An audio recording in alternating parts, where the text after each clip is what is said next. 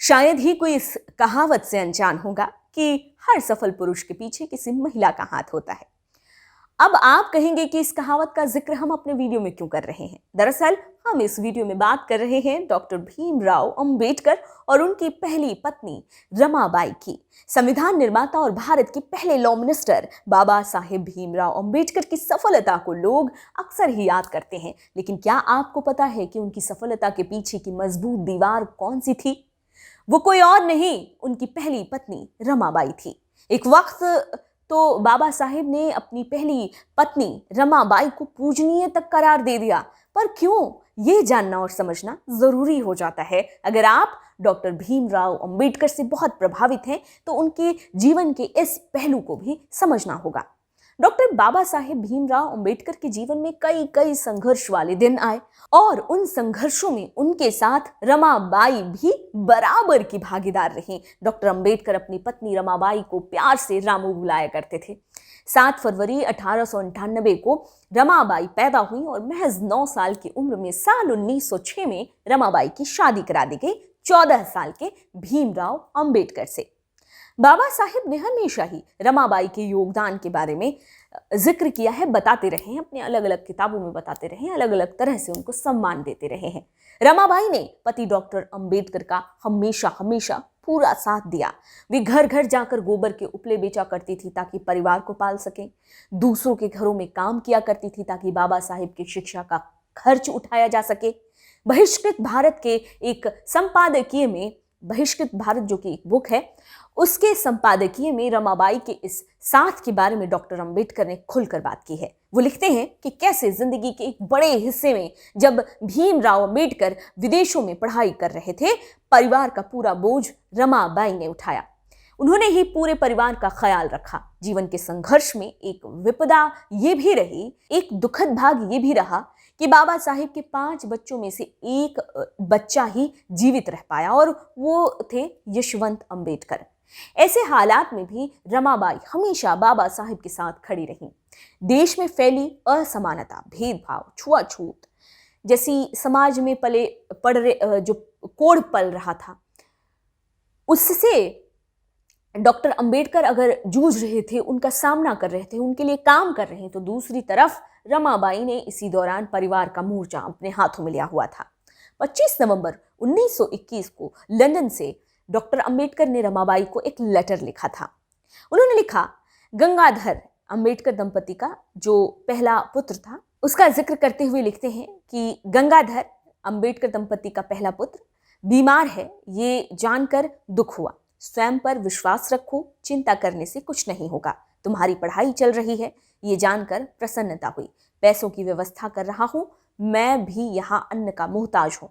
तुम्हें भेजने के लिए मेरे पास कुछ भी नहीं है, फिर भी कुछ न कुछ प्रबंध कर रहा हूँ। अगर कुछ समय लग जाए या तुम्हारे पास के पैसे खत्म हो जाएं, तो अपने जेवर बेचकर घर गृहस्थी चला लेना।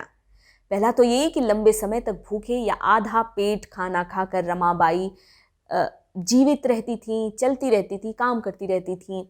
हालात ही घर के ऐसे थे और उस पर से 4 बच्चों की मृत्यु ने उनको भीतर तक झकझोर कर रख दिया था। मतलब वो टूट चुकी थी अगर सही मायनों में देखा जाए तो। साल 1923 में जब बाबा साहेब भीमराव अंबेडकर भारत लौट आए तो जो अंबेडकर फैमिली थी, उनकी आर्थिक स्थिति तो ठीक हुई, थोड़ा सा माहौल बेहतर हुआ घर में, लेकिन दुख अभी भी ख़त्म नहीं हुआ। हुआ ये कि जो बाबा साहेब थे, उनकी सामाजिक राजनीतिक तौर पर जो एक्टिवनेस थी वो बढ़ने लगी थी और परिवार के लिए उनके पास वक्त नहीं हुआ करता था। और दूसरी तरफ रमाबाई की सेहत खराब होने लगी थी, उन पर कोई इलाज काम नहीं आ रहा था और मृत्यु से पहले कम से कम नहीं तो 6 महीने तक तो वो बेड पर ही पड़ी रहीं। हालांकि आर्थिक संघर्ष कम हुआ, लेकिन फिर वही मेंटली परेशानी। जब अंबेडकर फैमिली ढर्रे पर आने लगा था तो फिर 27 मई 1935 को रमाबाई ने दुनिया को छोड़ दिया। रमाबाई की मृत्यु पर बाबा साहेब फूट फूट कर रोए थे। कहते हैं कि रमाबाई की मृत्यु के एक रात पहले ही अंबेडकर लौटे थे और उनकी मृत्यु के वक्त उनके बेड के पास ही बैठकर बेहद सीरियसनेस के साथ, दिल में भारीपन लिए हुए, दुख से भरे हुए मन को लिए वो उनके पास बैठे रहे। श्मशान से जब वो लौटे तो एक रूम में वो कैद हो गए, खुद को कैद रखा 1 सप्ताह तक और फूट फूट कर रोते रहे।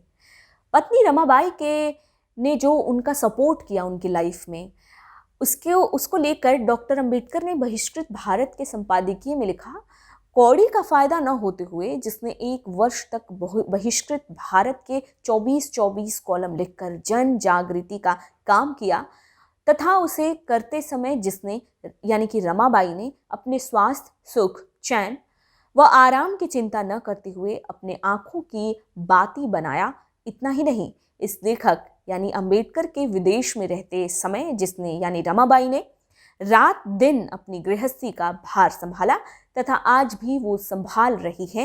लेखक अंबेडकर के परदेश से वापस आने पर अपनी विपन्नावस्था में अपने सिर पर गोबर के टोकरे ढोने के लिए जिसने आगे पीछे नहीं देखा, ऐसी अत्यंत ममतामयी, सुशील तथा पूज्य पत्नी के संपर्क में जिसे 24 घंटे में आधा घंटा भी साथ बिताने को नहीं मिला, तो ये अंबेडकर के शब्द रमाबाई के लिए हैं।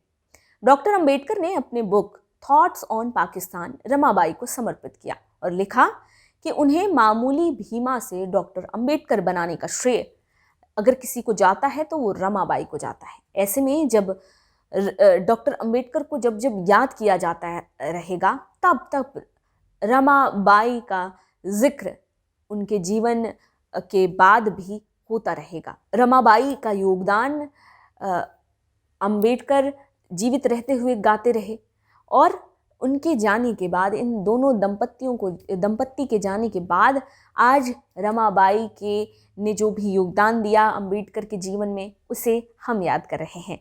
आपको रमाबाई के बारे में जानकर कैसा लगा? क्या आप अंबेडकर के जीवन के इस दूसरे पहलू को जानते थे पहले से? हमें कमेंट सेक्शन में ज़रूर बताएं। अगर आपको ये वीडियो पसंद आए तो वीडियो को लाइक करें और ज़्यादा से ज़्यादा शेयर करें। चैनल सब्सक्राइब कर लें, बेल आइकॉन प्रेस कर लें ताकि सबसे पहला नोटिफिकेशन आप तक पहुंचे। अभी के लिए इतना ही।